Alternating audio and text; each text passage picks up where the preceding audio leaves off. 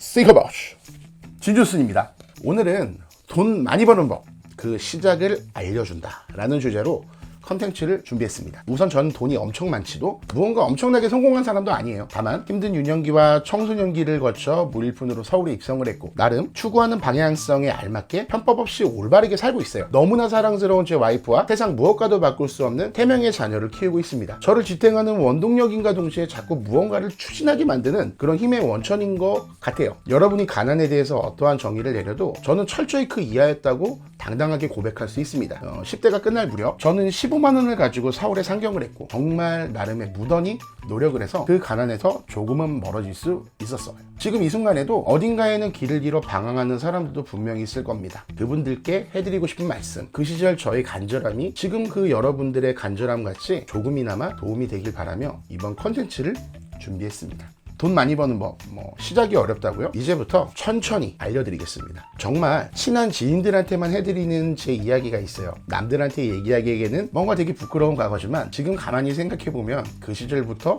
저는 참 당차기도 하고 한편으로는 되게 엉뚱했던 것 같아요. 이제 막 중학교에 입학했던 어린 시절의 제 이야기입니다. 저는 지금 이 순간에도 50년째 이발소를 하고 계시는 저희 큰아버지와 어린 시절을 참 오래 함께 보냈어요. 큰아버지 댁 안방에는 엄청 커다란 장롱이 있었어요. 교복을 입고 한참 키가 크고 있을 때라 사복에 대한 관심이 나름 많았을 때 여러분도 아시죠? 내가 입을 만한 옷가지가 있나? 마치 보물찾기를 하듯 장롱을 막 뒤지기 시작을 합니다. 그러다가 장롱 속 깊은 곳에서 엄청난 양의 테이프 무더기를 발견을 합니다. 네, 맞아요. 비디오 테이프. 근데 딱 보니 제목이 없네. 녹화용 테이프처럼 생겼습니다. 맞아요. 공테이프 바로 그겁니다. 제가 더 어린 시절 당시 속초에서 엄청나게 큰 비디오 가게를 운영하시는 큰아버지 친구분께서 이런저런 비디오 테이프를 많이 빌려주곤 하셨는데 저는 그런 비디오 테이프들인 줄 알고 딱히 대수롭지 않게 여겼어요. 근데 웬걸? 테이프를 틀어보니 이건 근데 지금 생각해도 당시 그 농장 엄청 큰 2통의 테이프가 가득 차 있었으니까 그게 수량이 어마어마한 거죠. 종류도 너무나 다양했어요. 나이를 먹은 지금도, 시대가 디지털로서 엄청나게 발전한 지금도 당시에 그런 파격적인 장르와 시퀀스의 작품은 아마 보지 못한 것 같아요. 그렇게 저는 남들보다 조금 더 일찍 어른이 되었습니다. 여기서 어른이라는 건 성에 일찍 눈을 뜬 아이라는 개념은 둘째치고 순리와 섭리라는 개념을 조금 일찍 느꼈던 것 같아요. 이제부터가 정말 중요한 내용입니다. 저는 이 영상을 당시에 14살의 존슨이 이 충격적인 영상을 혼자 보는 것보다 이런 영상을 제 친구들에게 보여줬을 때 과연 반응이 어떨지 너무 궁금한 거예요. 그래서 친구들을 불렀습니다. 그리고 이 영상을 틀어서 친구들한테 보여줬어요. 어땠냐고요? 그때 친구들의 그 초점 없는 눈빛과 이미 반쯤 나가버린 정신을 겨우 붙으려고 노력하는 중학교 1학년생들의 모습이 너무 강하게 아직도 머릿속에 남아있어요. 표정이나 그 넉나간 모습들이. 사실 반응은 누구나 그럴 수 있는 거잖아요. 성향이 비슷하고 관심사가 비슷한 친구들끼리 이야기니까 친구들의 반응을 지켜보는 것도 흥미도 그렇게 딱히 오래가지는 못했습니다. 그래서 당시에 마음을 먹었어요. 더 많은 그룹에게 이 영상을 보여주자. 그리고 그들의 반응을 지켜보자. 지금도 지도로 속초중학교를 검색해 보시면 후문에서 불과 10m 정도로 직선거리가 떨어지지 않은 곳에 동서락 빌라라는 곳이 지금도 있어요. 제가 거기에 살았었습니다. 물론 제가 다니던 학교는 속초중학교였고요. 쉽게 말씀드려 우리 교실에서 제가 살고 있는 집까지의 직선거리가 10m 정도밖에 안 된다는 거였어요. 본격적인 실험, 반응 그런 걸 보기 위해서 우선 제 친구들을 통해서 제가 보유한 비디오의 존재 여부에 대해서 은근슬쩍 소문을 내기 시작해요. 친구들한테 시킨 거죠. 야, 존슨의 집에 어마어마한 이런 테이프가 있으니까 한번 같이 놀러 가자. 이런 거요. 다들 사춘기 때라서 그런지 바로 반응이 오기 시작했죠. 그런 친구들한테 못 이긴 척 막 선심 쓰듯 그런 친구들을 저희 집에 초대하기 시작합니다. 결과는 어땠을까요? 그게 소문에 소문을 거듭하고 저와 친하지 않은 무리들까지 저희 집에 오는 것을 엄청나게 큰 영광 혹은 선택받은 은총이라 생각할 정도로 저한테 집착을 하기 시작하더라고요.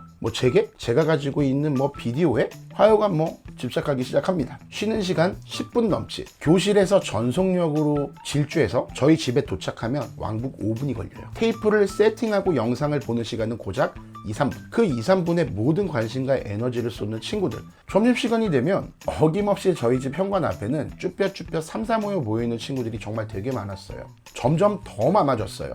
그런 모습들을 바라보면서 저는 말도 안 되는 생각을 하기 시작합니다. 비디오 테이프를 팔아보자. 14살 어린 저에게 지금 생각하면 어떻게 그런 용기가 있었나 곰곰이 생각을 한번 해보니까 항상 늘 지금 이 순간까지 저는 그랬던 것 같아요. 우선은 해보자. 해보고 나서 생각을 하자. 친구들의 반응이 가장 좋았던 작품 몇 개를 들고 동네 전파사를 무작정 가게 됐어요. 당시 공테이프, 기억이 가물가물하긴 한데 공테이프 한 개의 가격이 2,500원이었던 걸로 기억을 합니다. 비디오 복사는 당시 볼륨이나 용량에 따라서 2,500원을 받기도 하고 5,000원을 받기도 했는데 조금 허름한 전파사라 그런지 2,500원의 복사비를 드렸던 걸로 기억을 합니다. 당시 저는 모아놓은 용돈 2만원치를 모두 비디오 복사에 투자를 했어요. 그렇게 해서 4-5편의 복제 비디오가 완성이 되고 친한 친구들한테 부탁해서 이거를 판다고 조심스럽게 소문을 내기 시작을 했어요. 이게 반응이 생각보다 정말 엄청났습니다. 가격 제시를 요구를 하는 친구가 있었는데 저는 미친 척하고 그 친구한테 만원, 그 만원을 불렀어요. 90년대 중반이면 제 또래 친구들 하루 용돈이 500원에서 1,000원, 조금 사는 집 친구들은 이것저것 해서 2,000원씩 받았던 시절이에요. 일주일 용돈 5,000원에서 보통 만원 언더, 돈 만원이라는 가치가 매우 컸던 시절이에요, 당시에는. 근데 비디오 테이프의 가격을 만원을 부르자마자 이 친구가 그 자리에서 2편을 사는 겁니다. 제가 복사해놨던 테이프 2편을요. 그 친구와 친하던 그 무리들의 다른 친구들, 그 3명이 나머지 비디오를 한 편씩 총 5편이 그 자리에서 바로 판매가 되었어요. 그렇게 비디오 판돈 5만원을 가지고 저는 다시 전파사에 가서 또 비디오를 복사를 하고 이걸 몇 번 반복하다 보니까 당시 제 수중에는 정말 말도 안 되는 금액이 쥐어져 있었고 이게 조금 더 전문적으로 애니멀, SF, 더티 등의 장르를 세분화해서 본격적인 사업을 시작합니다. 중딩 사업이요. 사춘기들에게 호기심을 파는 사업이었죠, 나름. 이게 어느 정도로 잘 됐냐면 나중에는 주문을 받는 친구가 따로 있었고 소문을 잘 내거나 뭔가 저한테 되게 잘 보이려고 노력을 하는 친구들은 비디오도 반값에 혹은 막 공짜로 주고 그랬어요. 제게 호감을 보이는 친구들이 당연히 많이 생기기 시작을 했죠. 저는 주문받은 오더 리스트를 전파사 아저씨께 전해드리기만 하면 그냥 돈이 들어오는 엄청 단순하고 깔끔한 그런 방식으로 업을 운영을 했어요. 그러다가 어느 순간 문득 느낍니다. 다 무너져가는 전파사는 나 때문에 돈을 이렇게 많이 벌게 됐는데 아니 가만히 생각해보니까 이게 조금 불합리한 부분이 있는 거예요. 당시에도 느꼈었죠. 이건 내가 손해다 뭐 그런 거를. 그래서 딱 찾아가서 전파사 그 아저씨께 바로 딜을 던졌어요. 비디오 가격을 지금보다 싸게 낮추자. 복사비는 기존의 반값으로 하겠다. 복사야 원재료가 있어서 돈이 드는 것도 아닌데 말이죠. 뭐 바로 질러버렸죠. 아저씨는 예상대로 처음에는 기겁하며 손사래를 치십니다. 당연히 이 비디오가 사실 원가다. 너한테 원가에 주는 거다. 복사비가 속초에서 뭐 제일 싸다 등등 딱히 뭐 저는 아쉬울 게 없는 상황이었어요. 이런 방식이면 거래할 개수를 정해놓고 개수가 올라갈수록 공비디오와 복사 단가를 낮추면 초신의 전파사가 다 저의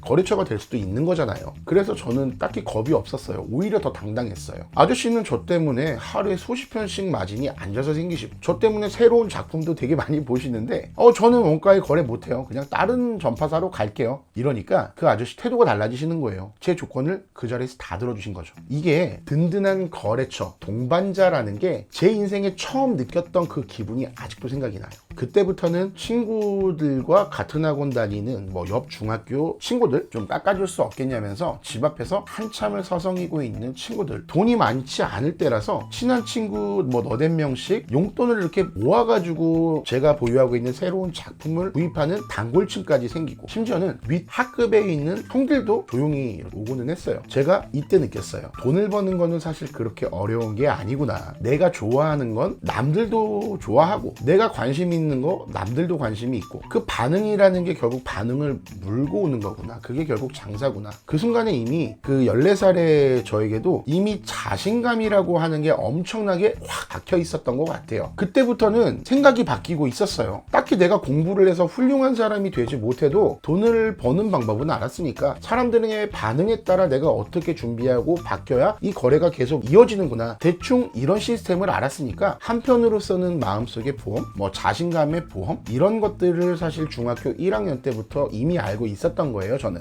그때 자신감이 정말 많이 생겼어요. 그 자신감은 그냥 당당함 혹은 뭐 그냥 어린 나이의 자신감 이런 게 아니고 앞으로 살아가야 될 길에 대한 그런 엄청난 든든한 자신감 같은 게 생겼던 거죠. 네, 그러던 도중 일이 터졌습니다. 꼬리가 길면 네, 당연히 잡히죠. 14살 중학생이 호기심으로 접한 X등급의 테이프를 직접 접하며 사업이라는 개념을 알아가게 되는 과정을 2부작으로 나눠봤어요. 다음 편에 계속해서 이야기를 이어나가도록 하겠습니다.